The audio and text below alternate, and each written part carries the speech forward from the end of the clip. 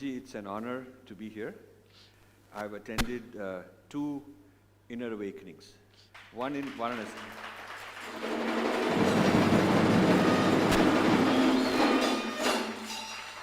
Including one in Varanasi also, and one in Bidadi.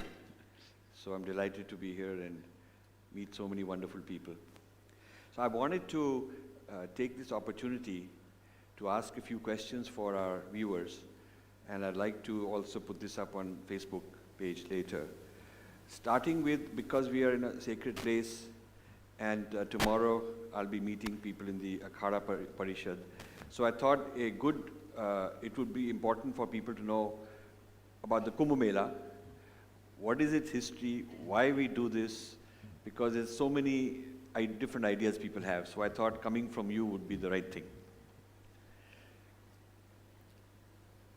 Nityanandeshwara Samarambam, Nityanandeshwari Madhyamam, Asmadacharya Paryantam, Vande Guru Paramparam.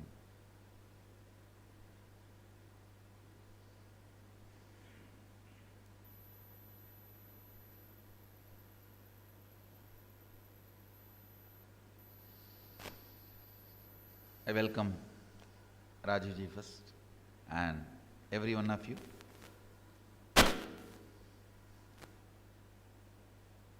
The story of Kumbh Mela starts from the Samudra Manthan, when Milky Ocean was churned and nectar came out. The nectar was protected by Garuda in 4 different places. That 4 different places, the space and the place itself became like a nectar. So we take the opportunity to go to that place and experience the Amrita, nectar, immortality within us. It's time immemorial. The earliest available Hindu literatures, all of them speak about Kumbh Mela not as a beginning, as it was happening.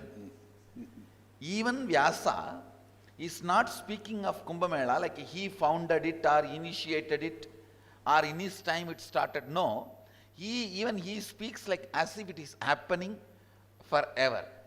Even he speaks Kumbh Mela as a tradition. So when it started, we can't tell.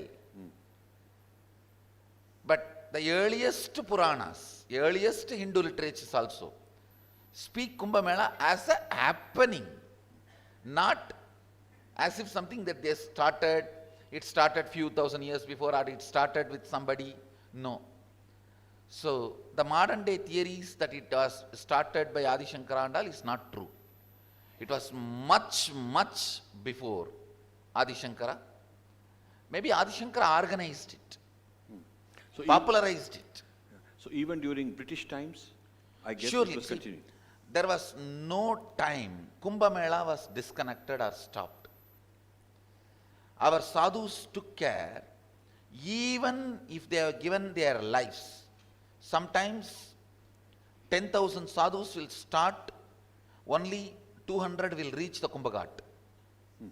Remaining all of them will be killed, diverted, arrested, but always that few hundred reached the Kumbh Ghat and did the holy snan, observed the tradition, kept it alive. Very good. Very good. It was unbroken tradition. We gave our lives just to keep this tradition alive. So Swamiji, related to this is the Akhadas. Yes. So now I'd like to know who are the Akhadas, how did they start, what do they do? Akhadas are basically founded by Sadashiva himself. Okay. All is Ganas, Shiva Ganas. Exactly the word Gana means. In your length, breadth, depth, if you are filled by Shiva, you are Shiva Gana. Whoever lives Shiva, they are Shiva Ganas. All the Shiva Ganas formed the first Akhada.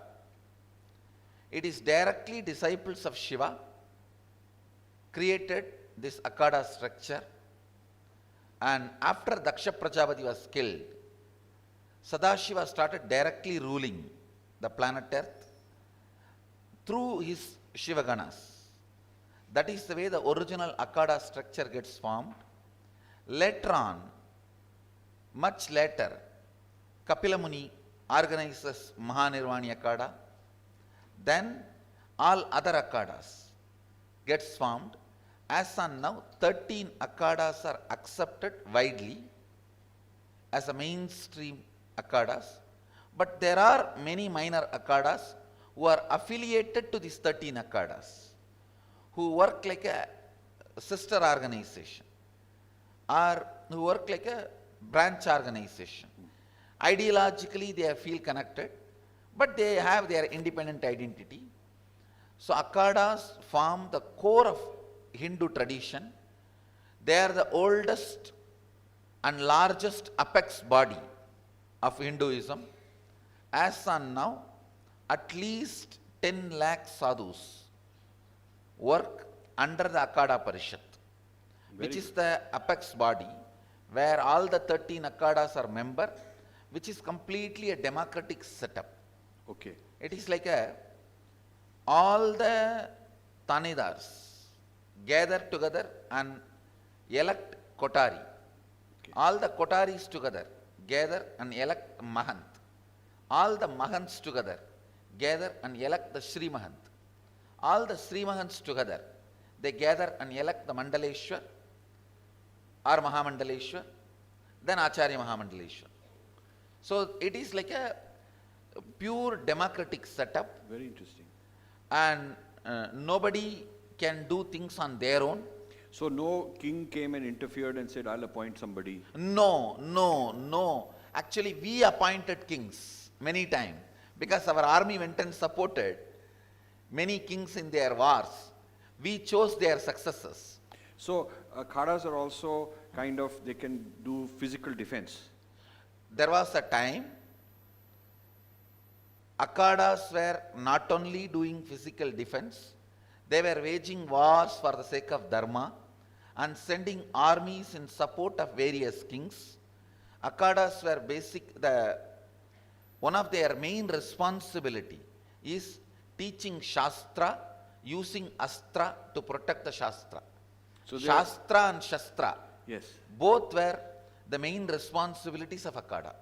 very interesting. So sort of like modern commandos in one sense, but also intellectual Kshatriyas. Intellectual Kshatriyas. I think in the modern day we don't pick up weapon, Yes. because the war is not actually in the modern day with weapons. It is all about intellectual ideas. Right. So So is this Nirvani linked with Buddha's Nirvana idea?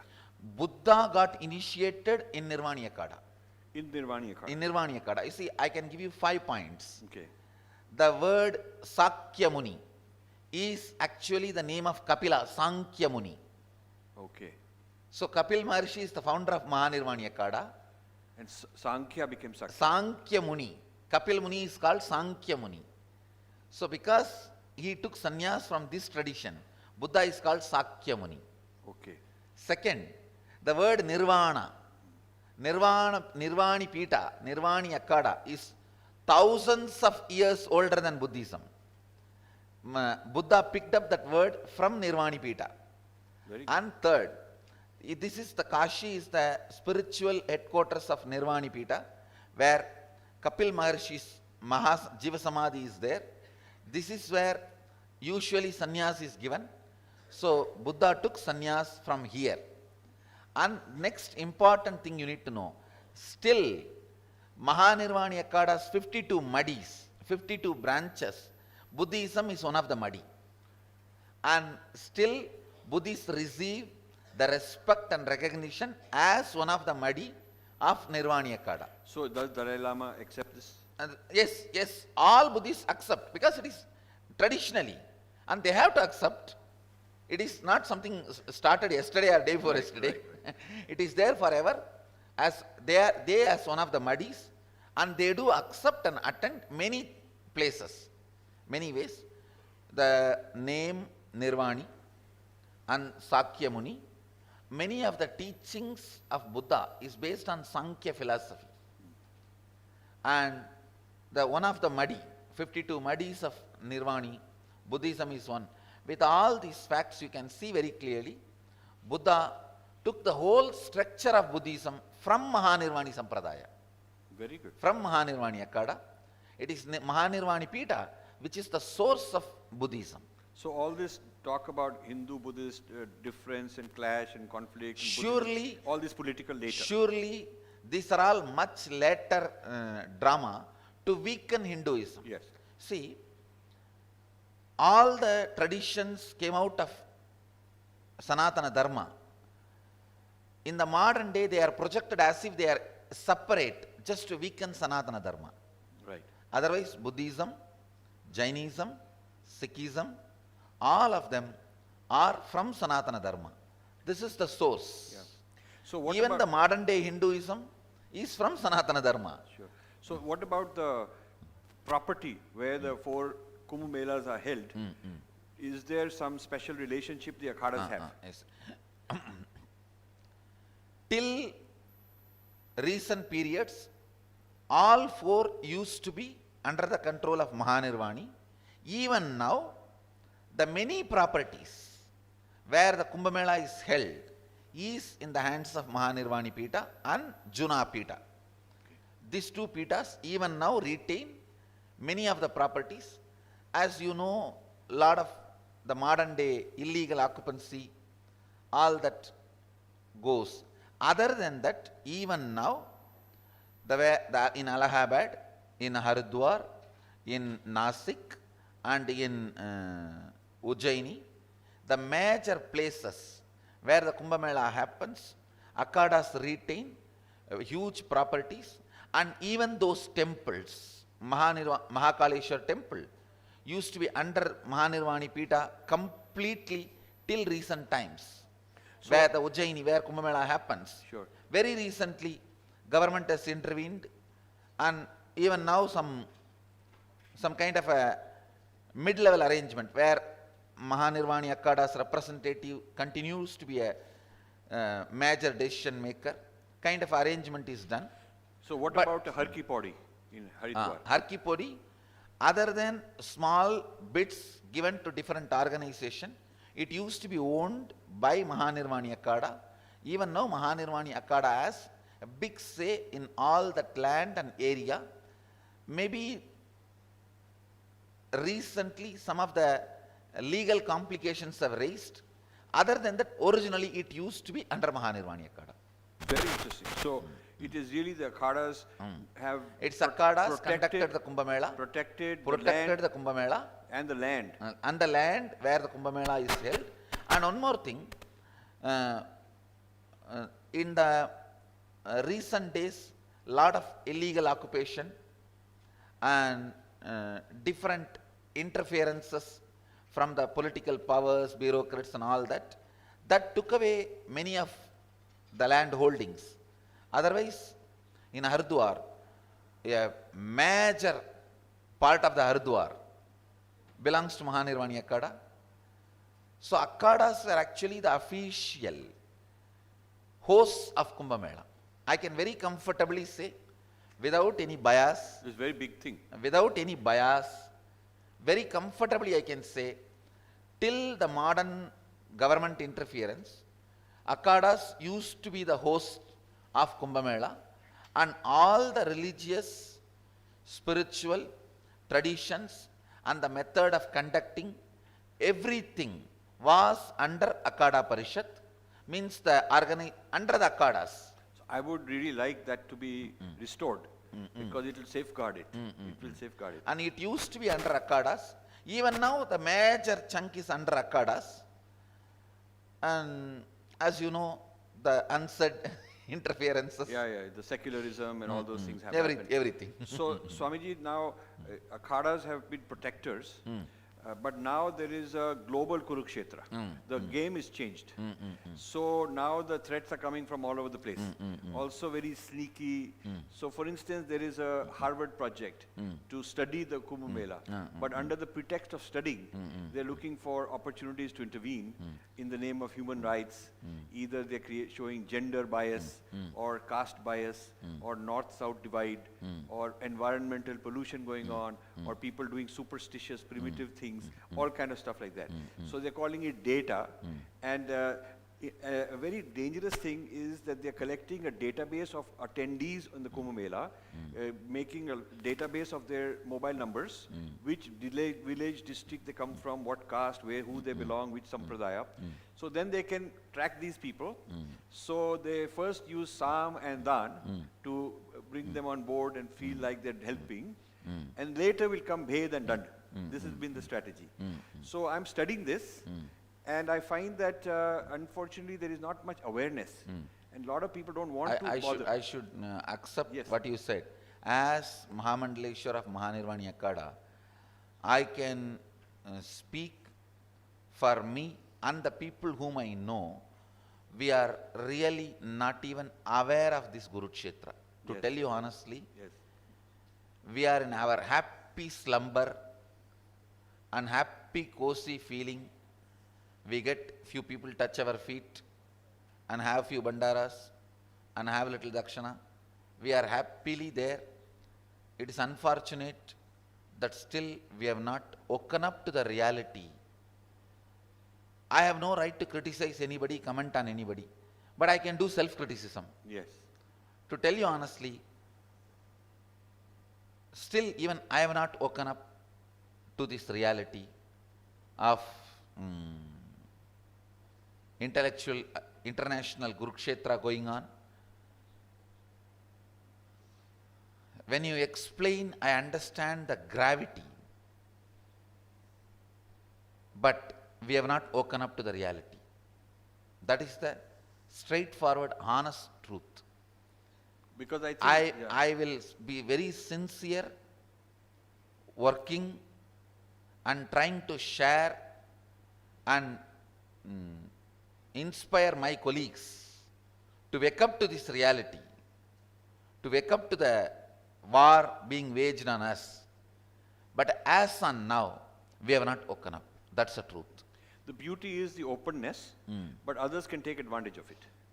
Too much openness means we can also be inviting infiltrators who don't mean well. The problem is, actually openness does not need powerlessness. Yes. But in the name of openness, somewhere we become powerless. And openness does not need that we need to lose our identity, And authenticity. authenticity. Rituals, practices, yeah. Somewhere in the name of openness, we even lost Ishtanishta. The Ishtanishta, Yes. the authenticity is getting diluted. We need to wake up to this reality. So, but it is very tempting and fashionable to say that in the name of openness, everything is invited. But then conversion can be happening, people can be See- doing their shnan and calling it baptism. Everyone should be invited to celebrate the core tradition, Our tradition. the which real was tradition. which is our tradition, Yes. the Hindu tradition. Yes. See, Kumbh Mela is the celebration of Hindu tradition, Right. celebration of all the Hindu sampradayas, Yes. celebration of all the Sanatana Dharma sampradayas. Yes. So everyone should be invited to celebrate that, not to pollute that. Right. We come to celebrate Ganga, not to pollute Ganga. Yes. We come to celebrate Sanatana Dharma, not to pollute Sanatana Dharma. It's very unfortunate. There are sources, there are plans polluting the Sanatana Dharma, trying to hijack Kumbh Mela, but unfortunately, still we have not woken up to the truth. We have not woken up to the truth, and still it has not gone into our spine. I don't know. Yeah, because partly the public relations is so smooth. People feel that they're actually giving us a gift. They give us some free food or they give. So the average common man is very happy that all these people have come and they're doing this for us. And the risk is also the secularization of Kumbh Mela. So one day there might be a Coca-Cola tent, and there might be a Reliance tent, and it could become like a commercial mela to generate sales, because if you have 100 million people, you can sell them a lot of things. So this is then it becomes not sacred.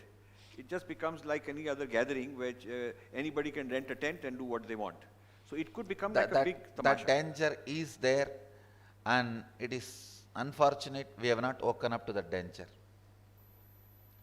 We have not woken up to the danger, and I cannot comment on others, other organizations. At least I can tell you, as Mahamandaleshwar of Mahanirvani Pita, we have not woken up to the danger. Can certain things be made legally mandated, like for instance, non-veg is not going to happen, and alcohol?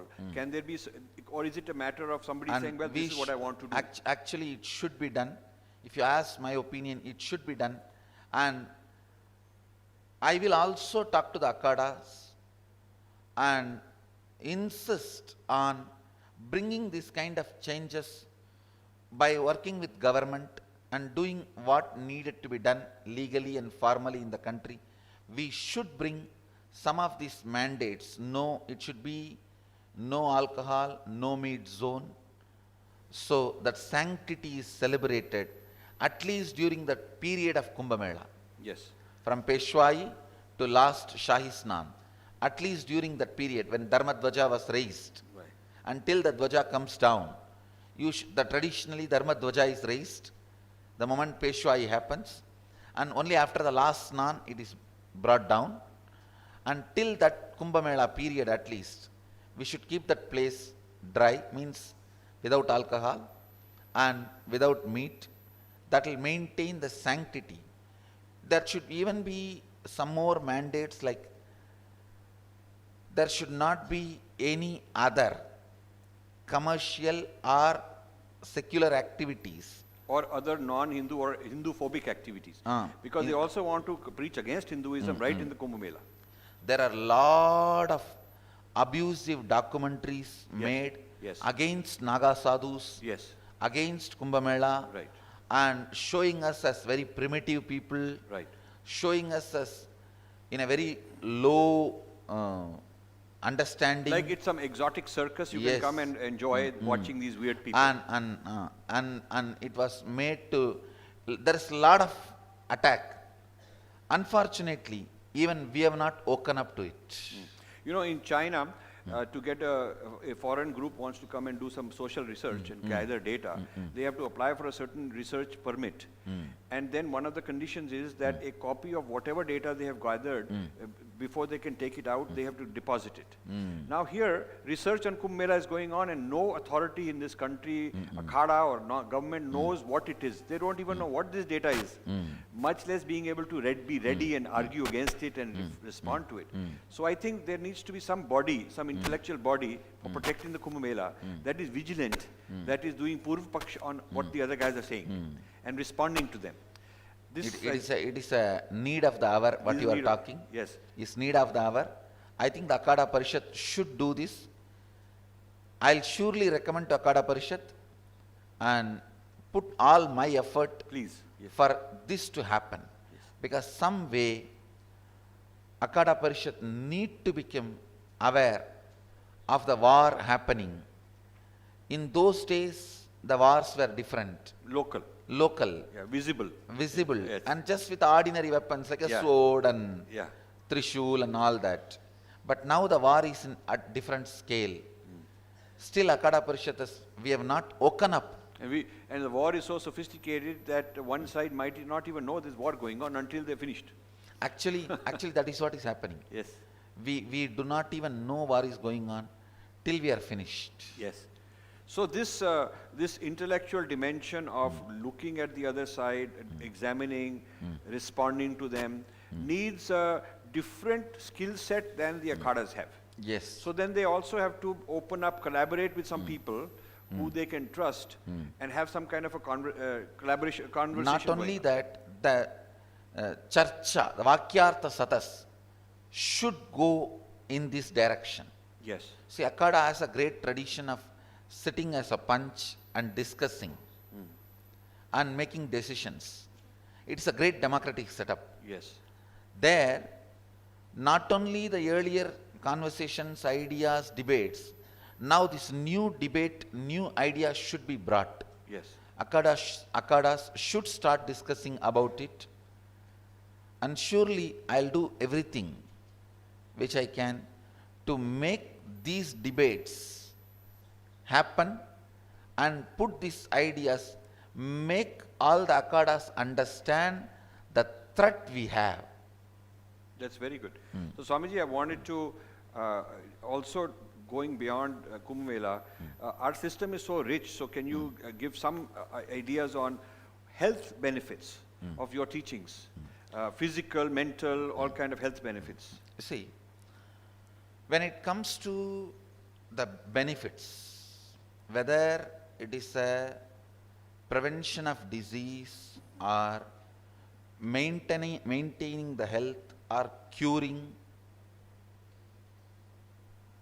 or having the best mental setup, peace, joy or bliss or ecstasy, and being far away from depression, handling life, everything, including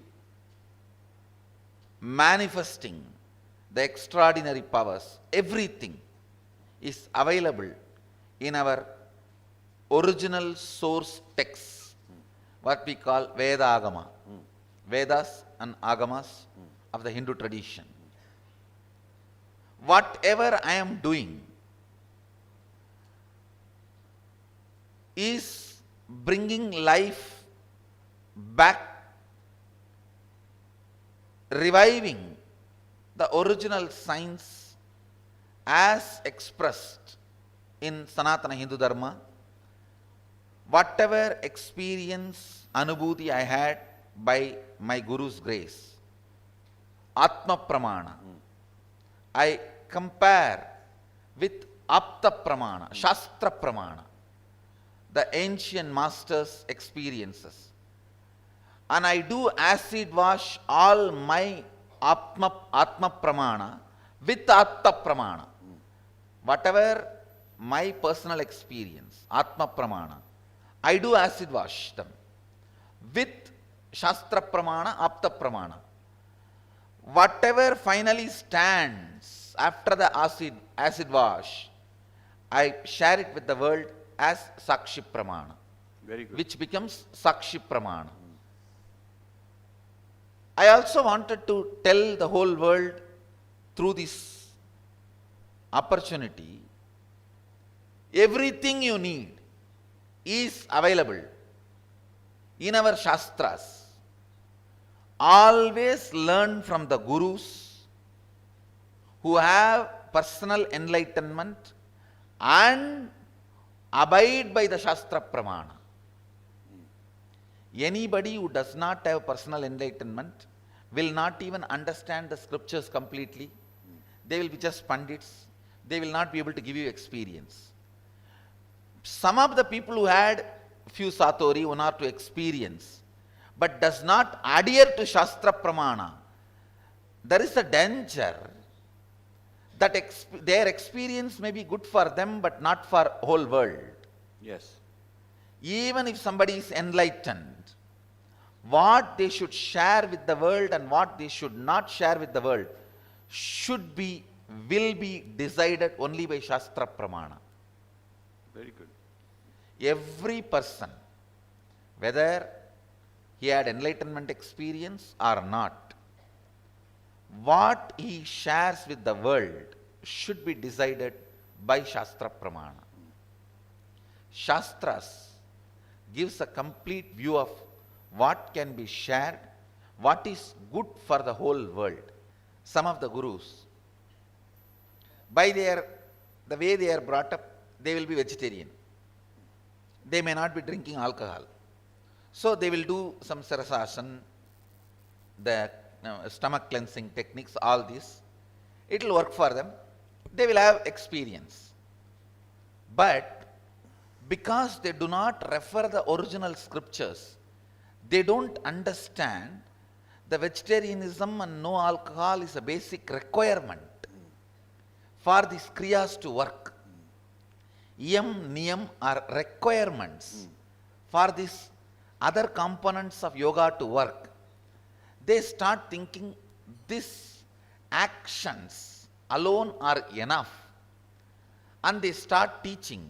When somebody who drinks regularly alcohol, if he does Sirasasana, I guarantee he will have mental problems. I have done enough of research in this. So it cannot be dismissed as cultural frill. Some of them It cannot dismiss be taken out yes, in the name of cultural frills. yes. Everything Patanjali mentions. That is why the word is Ashtanga Yoga, not even 8 steps, 8 parts. But altogether. Anga. Anga. The word Ashtanga Yoga is not 8 steps that you go to the second step, you leave the first step. You go to the third step, you leave the second step. You go to the 6th step, you leave all other steps. No. It is not steps, it is Anga. Right.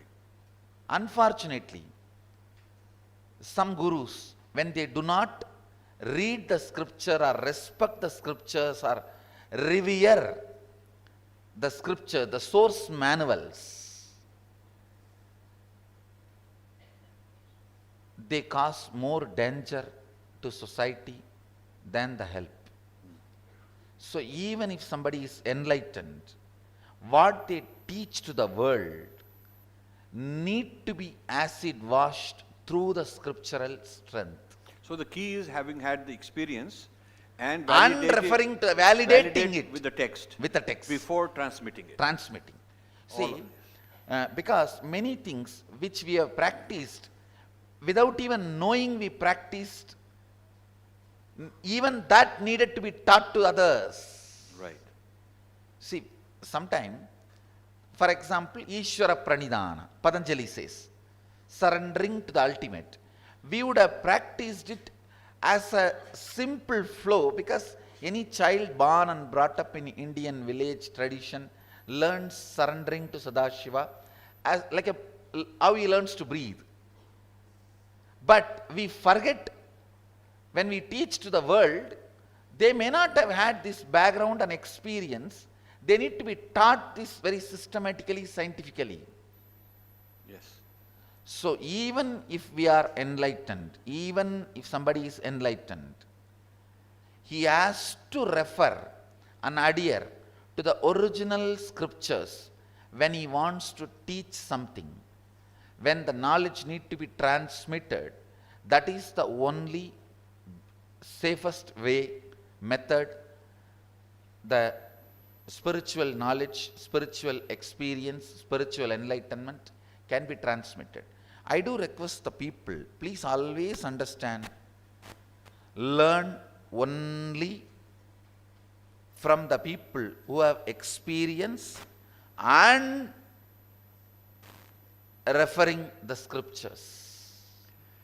So all this secularization, dilution is a kind of distortion. Because- Surely, Yeah. surely, nothing is a cultural frill in yoga. The whole system has to be taken. Whole Cannot- thing has to be lived. Yes. Whole thing has to be lived. Yes. Yoga has not accumulated any cultural frill. Sadashiva is brilliant enough to make a system which keeps itself pure forever. Very good. Which has self-purification method.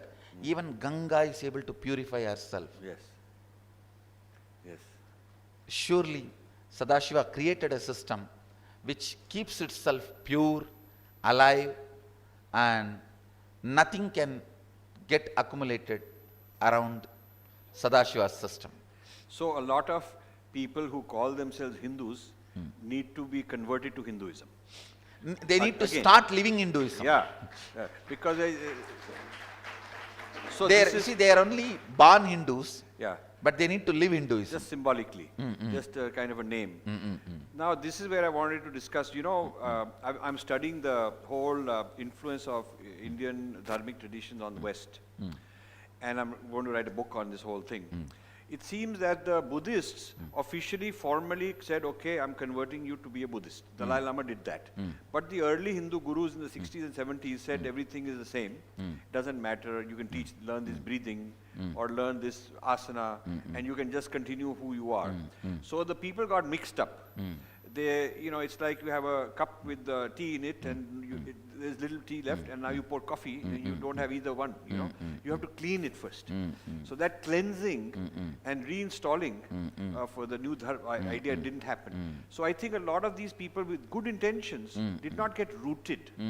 So it seems that there needs to be, for people who are outsiders, who are Westerners by birth, who want to be genuinely become Hindus, there needs to be a procedure where they can actually be made to feel that now you are a Hindu and you will claim that, you will officially call yourself, you will fight the battles of Hinduism and you will just live like that, no matter what anybody says.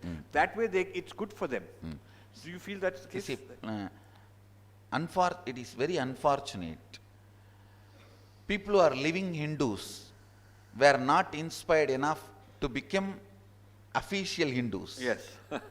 They are living Hindus. Yes.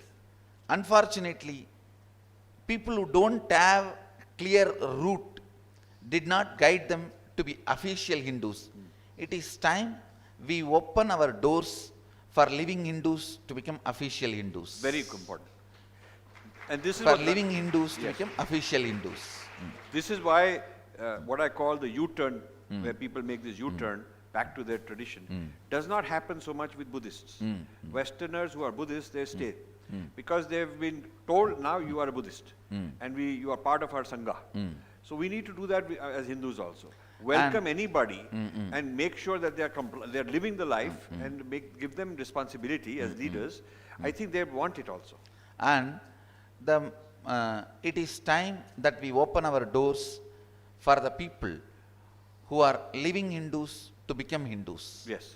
And I tell you, the moment you bend your body for Surya Namaskar, you are a living Hindu. Yes. And the moment even you decide to do yoga, yoga means what? It has already two presumption. There is cosmos, and you are a jiva with multiple life, and you have to unite with the cosmos and reach the oneness. That is yoga. So the moment you start practicing yoga, you understand the oneness, you understand multiple lives, you decide to become one with that cosmic oneness.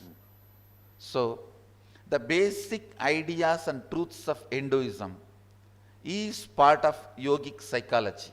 Very true. This cannot be separated. Basically, the moment you bend to do Surya Namaskar, you are a living Hindu. Yes, very good. So the courage and the clarity required is that certain things are not going to mix. Like idea of sin, original sin, that this is how I'm born. In yogic tradition, there is no idea of original sin. Yes, that's a very There important. is no idea of original sin. We're originally divine. You are Amritasya Putraha. Yeah. Upanishad very clearly says, Shrunvandu Vishwe Amritasya Putraha.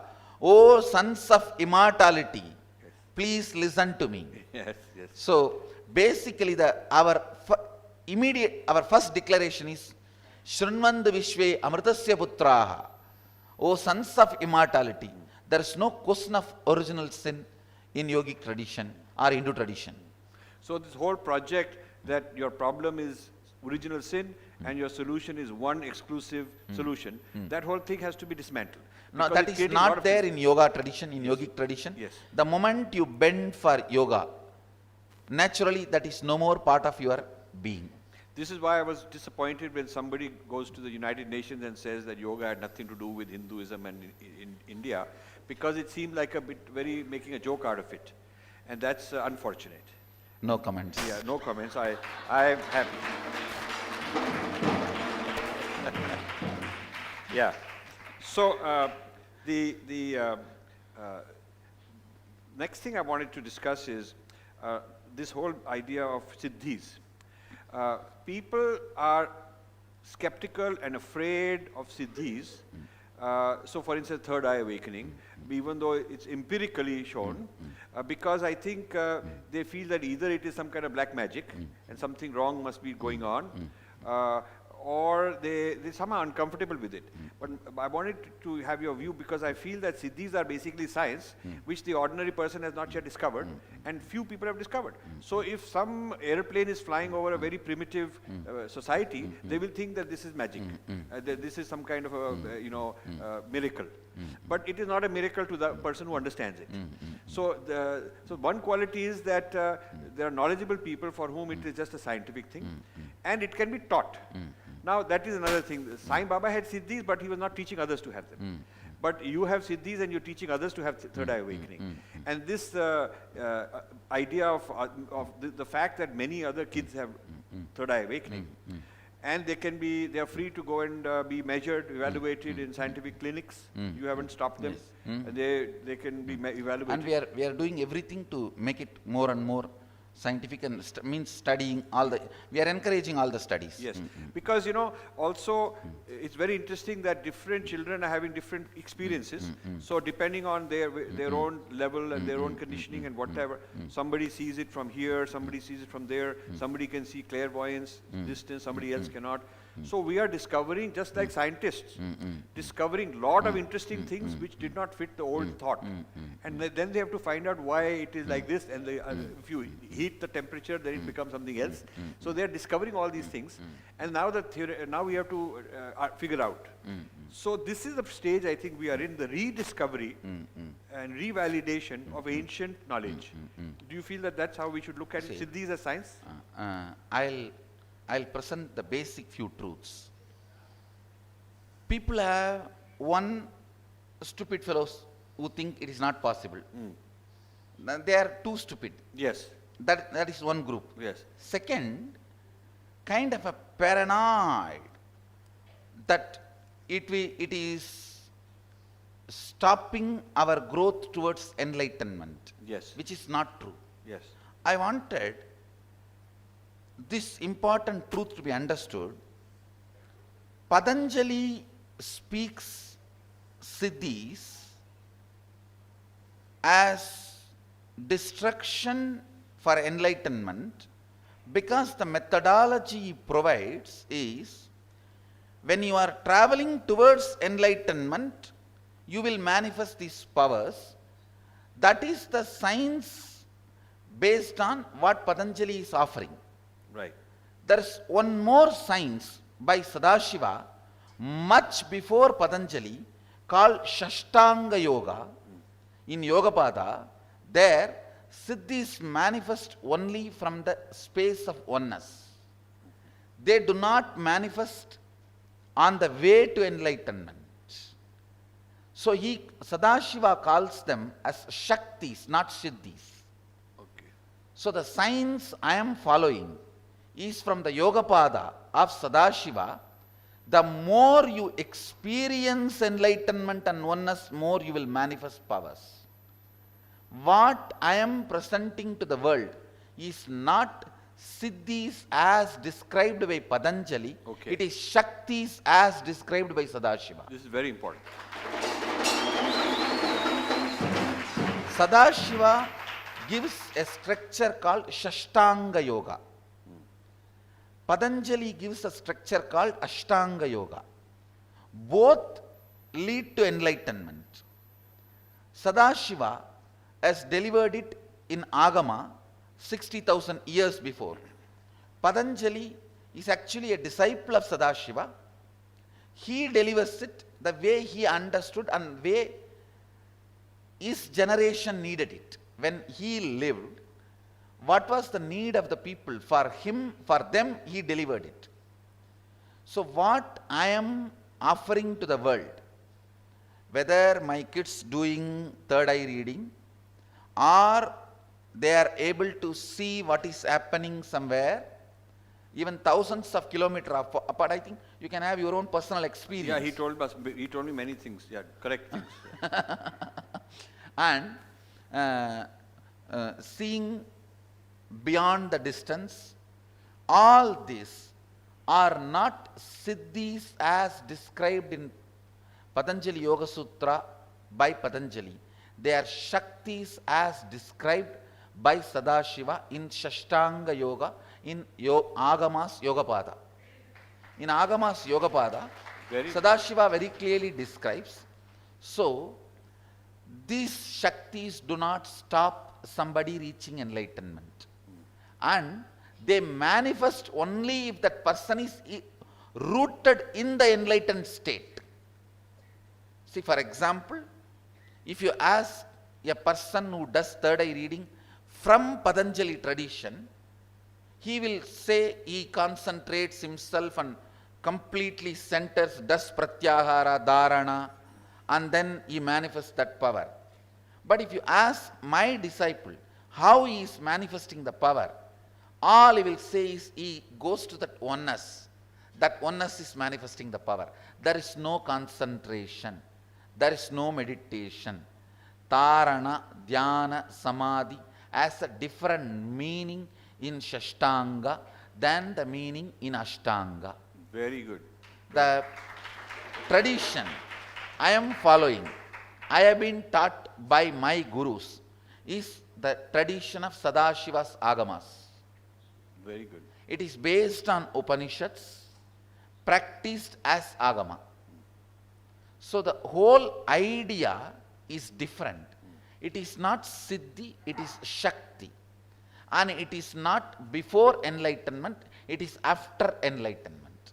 That's it is the not difference. towards the oneness, it is from oneness. It is not of enlightenment, it is from enlightenment. That's very, very impressive. That is the major difference. That is one. Second, when we do not analyze the Shastras thoroughly, many gurus criticize my initiating people into healing. They do even openly declare healing should not be done. These powers should not be manifested. And some gurus even openly declare, when they were asked about third eye, for God's sake, don't try to open it. I do not know what is the reason and what is the context, and I have nothing to comment. But one thing I can be sure, whatever I am saying now, I am responsible. What I am teaching is from original Agamas Yogapada. The science very clearly declares, Sadashiva is very clear, manifestation of these powers happen when you experience oneness with Sadashiva, not on the way to experience oneness with Sadashiva. Patanjali declares all these siddhis are experienced on the way to Nirvikalpa Samadhi. So they can be distraction to Nirvikalpa Samadhi. Sadashiva very clearly declares these are manifesting in his tradition. See, each tradition has a structure, a separate architecture. Separate architecture. You may be surprised, in Shashtanga, Sadashiva talks about different ways, and he explains the pranayama pratyahara in a totally different context. So the whole structure is different. There he says very clearly, these powers start manifesting from experience of oneness. Means after the Nirvikalpa Samadhi they start manifesting. But the Patanjali system became more popular, at least nowadays. See, Patanjali system became popular, Sadashiva's system did not become popular for various reasons, because the Sadashiva system needs somebody who is grounded in that. It comes more with the guru-disciple parampara. Patanjali, you can just pick up a book on the shelf. You do not need a guru. You don't need to read Sanskrit. You can be very proud about you don't know the Sanskrit language. And it can be easily hijacked. Yes.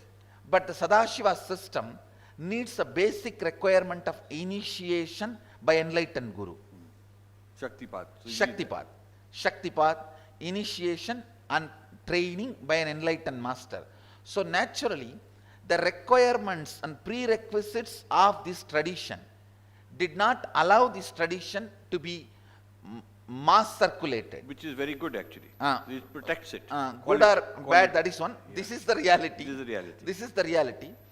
But just because Patanjali's system has become popular, no one has a right to say, other than that, no other thought current exists. Right. And anybody who manifests these extraordinary powers is only expressing siddhis, and that will distract people from enlightenment. The whole thing is irrelevant when you are in the path of Sadashivas as per Yogapada of Agama, because here whatever is manifested, there is no concentration or any mind game used. It is from the oneness expressed. They are not siddhis, they are shaktis. That's very good. Beautiful. And I also want to assure all my disciples and followers, express, manifest as many powers as Mahadeva describes. You will not be deviated from the enlightenment. You will be more and more rooted in the oneness experience.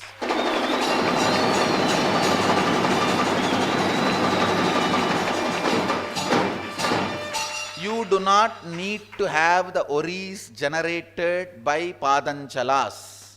You are Adishaivas.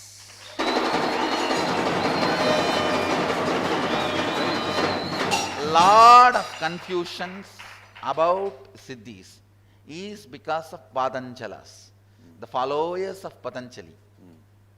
And unfortunately, even in the system of Patanjali, they have not reached the Nirvikalpa Samadhi. So they are not able to understand some other traditions exist. Right. It's just Some other possibilities exist. Yes. See, Sadashiva very clearly says, every pattern you complete and achieve completion manifests as one power. Shakti. Playing with that Shakti, manifesting that Shakti does not take you away from enlightenment. It grounds you more and more in oneness. Manifesting and playing with the power itself becomes a spiritual practice to be grounded in oneness in Sadashiva's tradition. Very good. Anybody who is ready to challenge me as per this tradition, I am ready to face them for Vakyartha Sadas or Kandana Mandana or Vada Pradivada. Good. I am open. And I will also demonstrate these siddhis and prove to them they are not siddhis as per Patanjali's. They are pure Shaktis as per Sadashiva. See, there is a big difference. When somebody expresses siddhis as per Patanjali, his brain will not show Turiya state, the ultimate awareness and ultimate restfulness. Yes. I can demonstrate the siddhis not only through me, any of my disciples, not only they will manifest siddhis, their brain will be in the same frequency of ultimate restful awareness and ultimate awareness, So some which is Turiya, so the neu- oneness state, So neuroscientists should do some brain scan work on these students. which we are already working, which we are already started doing. That would be should be published in scientific journals. You see, because that's very solid proof. when somebody is in the state of the ultimate awareness and ultimate rest, that can be clearly recorded by the modern day equipments, Yes. which we have tried many times, and it shows very clearly that no thought, that Turiya state. Yes. Whenever my disciples manifest powers, it always shows the brain is in the Turiya state. Right. It means it is not Siddhi, it is Shakti. Right. They are manifesting oneness. They are not having these powers when they are towards oneness, when they are having these powers because they are rooted in oneness. No, this is to me the two most amazing things that I'm learning from you. One is this, the human potential, the higher human potential than what ordinary people have discovered, higher than what science has discovered. So a lot of people are threatened. And I also scared. wanted to tell you, if anybody is honestly open to know about these powers, I am open to share with them the science and Sadashiva's science and I have no copyright. That's good. I am very clear. I am very clear. I have realized whatever Sadashiva said, and I have experienced. My contribution is only reinvention, not discovery. I have reinvented whatever Sadashiva shared. So it belongs to whole world, whole universe. Anybody who is interested, I am open Very good. for them to take it, practice it, enjoy it, and share it with the world, not to distort it. That's very good. So I think that this is itself an amazing achievement. And the other one is the Kumbh Mela and the Akhadas, correcting them, making it protected, bringing awareness so that, because I feel that the earlier part of our discussion on Kumbh Mela, I feel that with a properly protected Kumbh Mela, you can use that as a revival of all Hinduism. Yes. And this is why it has been targeted for attack, because once they can attack that, they can attack all of Hinduism. They know that is the center. So these two things, from the oldest tradition of Kumbh Mela, bringing it to the modern times, and the oldest tradition of the Shiva Sutras and the Agamas, and bringing that to modern Shakti. Shiva experiences. Sutras, Vijnana Vairava Tantra, Spandakarika are all part of the Shaiva Agamas. Shiva, yes. Shiva has delivered 108 Agamas. 28 is popular in south, 64 is popular in north. I need to come and study more with you. I started, some of my studies were with the works of Lakshman Ju. All the Kashmiri Shaivite works Yes. are Shiva Agamas. Yes, they all Kashmir Shaivism, the whole very powerful. There are various branches of Shaivism. Yes. Veerashaivam, Adi Shaivam, the Kashmiri Shaivism, and Lagulishwara Shaivism, Pasubada Shaivism. All these various branches of Shaivism are from the same root, Adi Shaivism, are the Agamas. Because each of this branch calls their original scripture as Agamas. And as they have Sadashiva as the source. See, all traditions which declare Sadashiva as source, I call as Saivite tradition. So Amiji, I am glad that neither Max Miller translated, because that could have been distorted, nor this new Murthy Classic Library translation by Sheldon Pollock has targeted those texts, which means they ignore them so people who are authentic can control them and translate them properly. Otherwise, it would all be misinformation. This is also, so in a sense, being ignored and left alone is a blessing in disguise, because then it is not distorted, and a true teacher can come and enlighten. And I also wanted to invite, see, there were many gurus who were criticizing indirectly that what I am teaching is Siddhis. Some of them don't even accept that it is Siddhis. They say it is bogus. Some of them genuinely say, no, it is Siddhis, because it is so undeniable. But it is blocking the enlightenment or diverting people from enlightenment. I wanted to sincerely request them, if you are interested in attacking me, go ahead, do that. I have no problem. I have seen enough and I don't care. But if you are sincerely believing it and you want the truth, now I am sharing it. What I am doing is not Siddhi, it is Shakti. It is being established in oneness. What you know from Patanjali and what is from Sadashiva is totally different. In Patanjali structure, I am not saying Patanjali structure is inferior. No, that is the structure. In his structure, powers manifest when you are towards enlightenment. In Sadashiva structures, powers manifest when you are from oneness. Big, very clear, but very big difference. So, what we practice here are not Siddhis, they are Shaktis. The Shaktis. Totally different. So, if those gurus are really interested, I am open, available for them. They can see what is happening here. Maybe I'll go and propose that we should have some kind of sammelan or gathering or discussion. I am verily open, available for it. I will propose that. This is an absolutely amazing opportunity for me to clarify for myself and bring to my people who follow me and discuss with me this new kind of knowledge. And I also wanted all of them to know, I am responsible for my disciples' enlightenment. I will never do anything which puts that in jeopardy. I'll never do anything which puts that in jeopardy.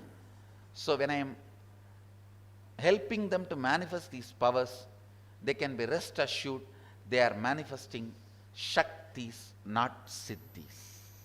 Excellent. So they do not need to worry about the traditions of Patanjali, and they need to be very clear and free that they are following Sadashiva.